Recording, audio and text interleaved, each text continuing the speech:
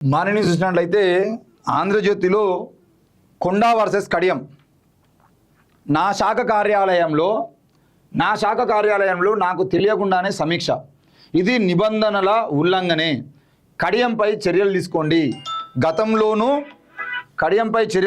గతంలోనూ నా ప్రతిష్ట దెబ్బతీసేందుకు కడియం కుట్రలు, సీఎం రేవంత్ రెడ్డికి సంబంధించిన విషయంలో మంత్రి సురేఖ లేఖ అధిష్టానానికి ఫిర్యాదు, పార్టీ క్రమశిక్షణా సంఘంతో విచారణ జరపాలని విజ్ఞప్తి, దేవాదాయ శాఖ ప్రధాన కార్యాలయంలో కడియం సమీక్ష, మంత్రికి కనీస సమాచారం ఇవ్వని ఆ శాఖ ఉన్నతాధికారులు.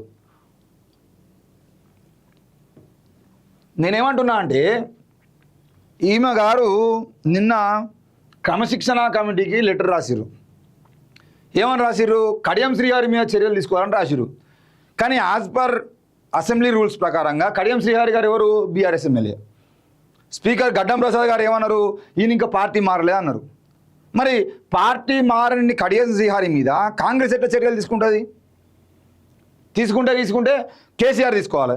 మీరు లేఖ రాసిన ఎవరికి రాయాలి? బీఆర్ఎస్ పార్టీకి రాయాలి.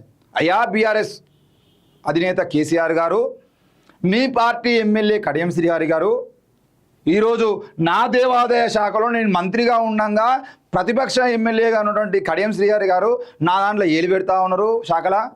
సో నా శాఖలో ఏలు పెడుతున్నటువంటి కడియం శ్రీహరి గారికి ఇక్కడ అధికారులు సపోర్ట్ చేస్తున్నారు, ఇక్కడ ప్రభుత్వం సపోర్ట్ చేస్తుంది. మా చేతగాని ప్రభుత్వం కాంగ్రెస్ ప్రభుత్వంలో ఉన్నటువంటి కొంతమంది కడియం శ్రీహరికి సపోర్ట్ చేస్తూ ఉన్నారు, నాకు కాకుండా. కాబట్టి ఆ కడియం శ్రీహరి మీద మీ బీఆర్ఎస్ పార్టీ తప్పకుండా చర్యలు తీసుకోవాలి, క్రమశిక్షణ చర్యలు తీసుకోవాలని చెప్పేసి కేసీఆర్కి లెటర్ రాయాలి కదా. ఇప్పుడు గడ్డం ప్రసాద్ గారు సమాధానం చెప్పాలా దీనికి?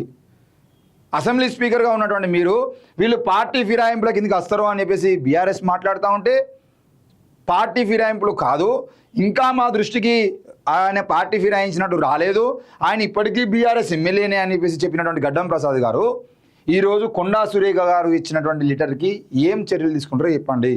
మీరు కొండా సురేఖ మీద చర్యలు తీసుకుంటారా? ప్రతిపక్ష పార్టీ అయినటువంటి ఎమ్మెల్యే గురించి మన పార్టీలో క్రమశిక్షణ చర్యలు తీసుకోమని నువ్వు ఎట్లా మాట్లాడతావు అని చెప్పేసి కొండా సురేఖ గారిని బర్తరఫ్ చేస్తారా?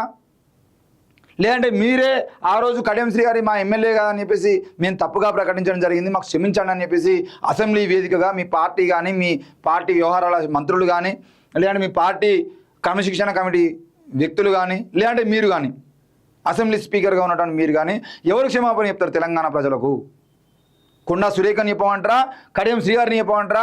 వీళ్ళిద్దరి విషయంలో జరిగినటువంటి తప్పిదానికి అసెంబ్లీ స్పీకర్గా ఉన్నటువంటి మీరు క్షమాపణ చెప్తారని చెప్పేసి మేము అడుగుతూ ఉన్నాం. అసలు దేవాదాయ శాఖలోకి ఏలు పెట్టేటువంటి పరిస్థితి ప్రతిపక్ష నాయకులకి ఎట్లా ఇస్తున్నారు మీరు? ఇప్పుడు కడియం శ్రీహరి అధికార పక్ష నేతనా ప్రతిపక్ష నేతనా ప్రకటించాలి కదా, ఏది ప్రకటించరు. లోపలనేమో ఇక్కడ ఉండేటువంటి లొసుగులన్నీ వీళ్ళు ఇక్కడ కలిసిమెలిసి అవుతారు. అరే ఆయన పార్టీ ఫిరాయించిన చర్యలు తీసుకోండి అని మాట్లాడితే మాత్రం లేదు ఇంకా పార్టీ ఫిరాయించలే అని మాట్లాడతారు.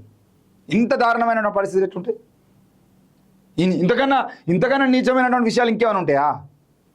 సో మేము అడుగుతూ ఉన్నాం, ఈరోజు మంత్రికి కనీసం సమాచారం ఇవ్వకుండా ఉన్నటువంటి ఉన్నతాధికారులు ఎవరైతే ఉందో ఆ అధికారులను సస్పెండ్ చేయాలి.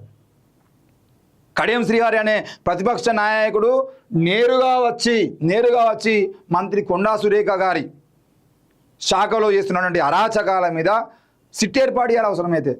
ఇట్లాంటి ప్రతిపక్ష నేతల్ని మీ పార్టీలో ఎట్లా అలో చేస్తున్నారని చెప్పేసి చెప్పి స్పీకర్ గారు వెంటనే ఒకటి సిట్టుకు ఆదేశించి, ఎందుకనంటే రేవంత్ రెడ్డి ఎట్లా చేయడు, మిగతా వాళ్ళు ఎవరు చేయరు, కాబట్టి ప్రతిపక్ష నాయకులైనా మీరే అడగచ్చు కదా భయ్.